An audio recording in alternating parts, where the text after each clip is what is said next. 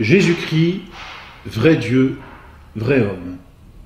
Une personne, deux natures. Le Fils unique, le Fils de Dieu, deuxième personne de la Sainte Trinité, à la fois homme, à la fois Dieu. Mystère de l'incarnation. Mystère que notre Seigneur a exposé lui-même. Il a affirmé et son humanité et sa divinité.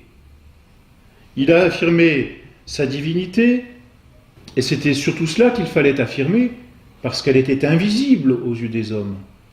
Il a affirmé sa divinité en se donnant, en s'attribuant les pouvoirs, les droits, les honneurs de Dieu.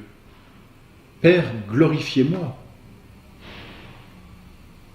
Il a affirmé sa divinité en se déclarant Dieu aux apôtres, et même au peuple, et même à Ponce Pilate. Mais il a aussi prouvé sa divinité. Oui, notre Seigneur Jésus-Christ ne s'est pas contenté simplement d'affirmer et de dire. Pour engendrer la foi auprès de ses apôtres et de ses contemporains, il a prouvé qu'il était Dieu.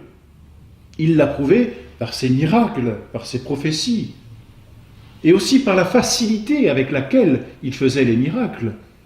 Dans l'Ancien Testament, par exemple, la résurrection, les quelques résurrections de morts que l'on peut lire dans le récit de l'Ancien Testament sont toujours, on peut dire, laborieuses. Notre Seigneur, lui, fait des miracles sans aucun labeur, sans aucune peine. Parce que notre Seigneur est Dieu. Lorsqu'il ressuscite Lazare, Lazare sort de ce tombeau, et c'est tout. Lorsqu'il ressuscite la jeune fille morte, il n'a qu'à la toucher. Je te l'ordonne, lève-toi. Et ainsi pour tous les autres miracles.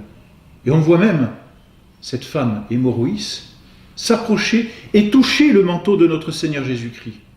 Parce qu'une vertu, dit l'Écriture, émanait de lui. C'est sa divinité.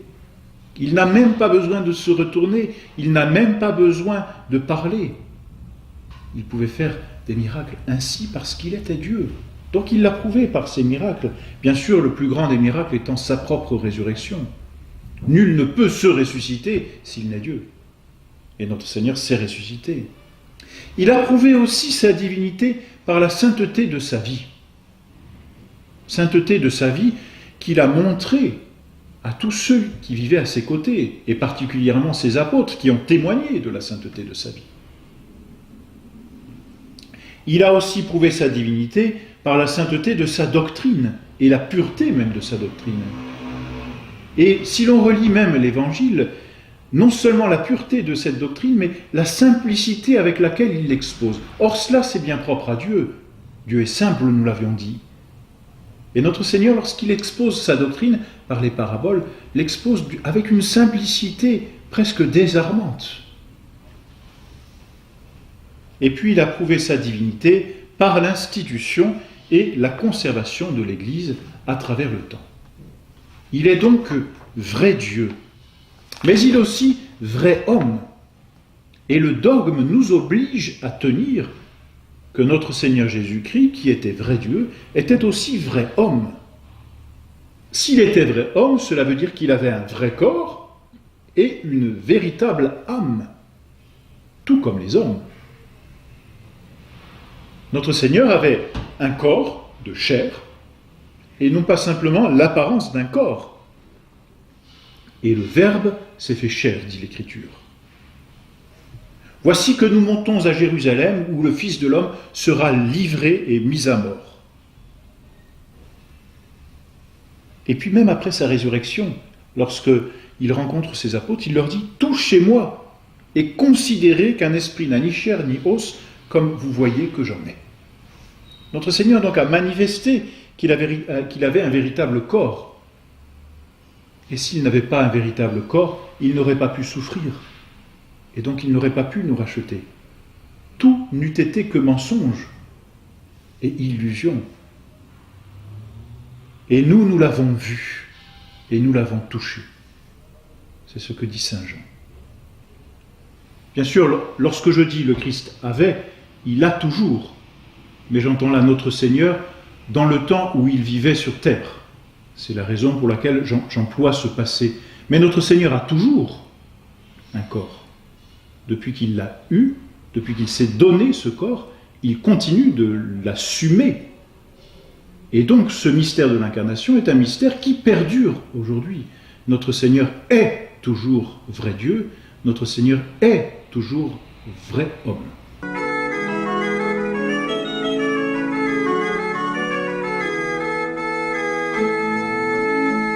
Et notre Seigneur, ainsi, avait aussi une véritable âme, une âme humaine comme nous, une âme humaine qui animait son corps, une âme humaine qui a éprouvé, comme nous, de véritables passions. Mon âme est triste jusqu'à la mort. Or, c'est l'âme qui éprouve la tristesse. J'ai le pouvoir, dit encore notre Seigneur, de déposer mon âme. Ou mieux, mon Père, Père, entre vos mains, je remets mon esprit, c'est-à-dire mon âme. Notre Seigneur Jésus-Christ avait donc un véritable corps par lequel il a souffert et une véritable âme qui a fait vivre son corps et par laquelle il a éprouvé aussi la tristesse. L'amour, ce disciple que Jésus préférait, dit saint Jean en parlant de lui. Notre Seigneur a éprouvé de véritables passions, de bonnes passions non désordonnées, mais il les a éprouvées dans son âme. Et son âme, par contre, n'a pas connu le péché. Elle était pleine de grâce et de vérité, dit saint Jean. Plenum gratiae et veritatis. Pleine de grâce et de vérité.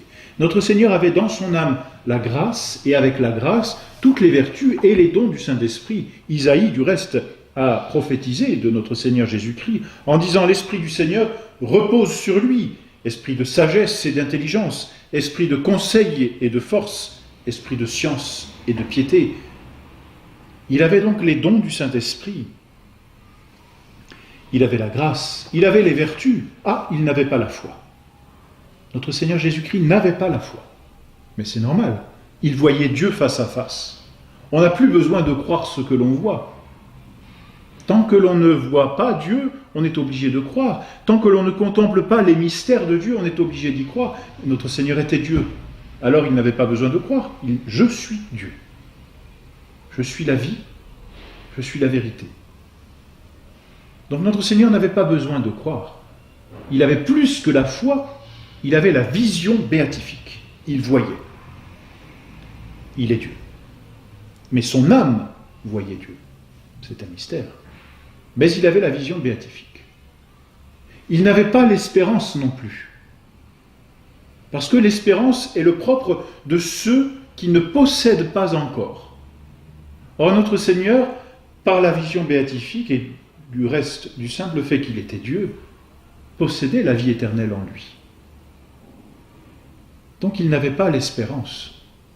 En revanche, il avait la charité, et il ne pouvait pas la perdre. Dieu est charité, c'est la définition de Dieu. Et il vivait de cette charité, puisque c'est cet amour qui l'a poussé à donner sa vie pour ceux qu'il a aimés, nous, jusqu'à mourir de façon déshonorante sur le bois de la croix. Notre Seigneur n'avait donc ni la foi, ni l'espérance, mais il avait la charité. Dans son âme, notre Seigneur avait aussi une intelligence humaine. C'est un peu mystérieux pour nous parce que, en tant que Dieu, il avait l'intelligence divine, il connaissait Dieu tel que Dieu se connaît, il se connaissait tel que Dieu se connaît, connaissance infinie, mais il avait aussi une intelligence humaine. Intelligence humaine par laquelle il connaissait, dans la vision béatifique, telle que notre âme pourra connaître au ciel, dans laquelle il a eu des idées infuses, et par laquelle il avait voulu aussi apprendre à connaître. C'est mystérieux. Notre Seigneur a voulu apprendre à connaître par son intelligence humaine ce qu'il savait déjà par son intelligence divine. Et de la même façon, notre Seigneur avait aussi une volonté humaine. Volonté divine parce qu'il était Dieu, volonté humaine parce qu'il était homme. Et toute âme humaine a une volonté humaine. D'ailleurs, il l'a éprouvé, cette volonté humaine, lorsque, au moment de son agonie, lorsqu'il entrevoit toutes les souffrances qu'il va devoir traverser et endurer, « Père, dit-il, si vous le voulez, éloignez de moi ce calice. » Mais, ajoute-t-il, que ce ne soit pas ma volonté, c'est-à-dire ma volonté humaine, mais que ce soit votre volonté, c'est-à-dire sa volonté divine, qui se fasse. Soumettant par là à la volonté divine qu'il avait, la volonté humaine qu'il avait aussi. Dans une harmonie toute délicate et toute mystérieuse, c'est entendu. Mais voilà donc les richesses de l'âme de notre Seigneur Jésus-Christ. Une personne, mais deux natures, avec tout ce qui accompagne ces natures. Nature divine, et donc intelligence et volonté divine, mais nature humaine, corps, âme, intelligence, volonté et liberté. Si bien que notre Seigneur a pu faire des miracles parce qu'il était Dieu, mais il a pu souffrir dans son corps et dans son âme parce qu'il était homme. Il avait la vision béatifique dans son âme, mais il souffrait des tourments qu'il endurait par son corps et dans son âme. C'est le mystère de cette union des deux natures que l'on appelle l'union hypostatique, qui vient d'un mot grec hypostase, qui signifie personne.